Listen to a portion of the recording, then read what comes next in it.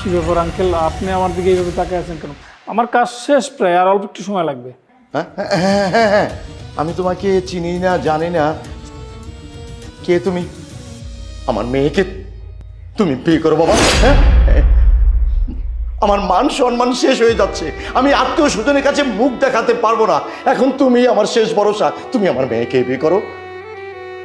কিন্তু আঙ্কেল, কোনো কিন্তু নয় বাবা, আমি তোমার হাত ধরছি, তোমার হাতে এখন আমার মান সম্মান, তুমি আমার ইজ্জতটা বাঁচাও বাবা, তুমি আমার মেয়েকে বিয়ে করো প্লিজ প্লিজ।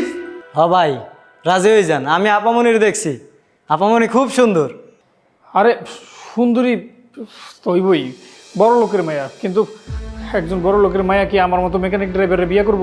শোনো বাবা, আমি শরীফ চৌধুরী, আমার মুখের কথা কখনো বরখলাপ হয় না, আমি যাকে যা কথা দেই সেই কথা আমি রাখি, আমার মেয়েকে মানাবার দায়িত্ব আমার।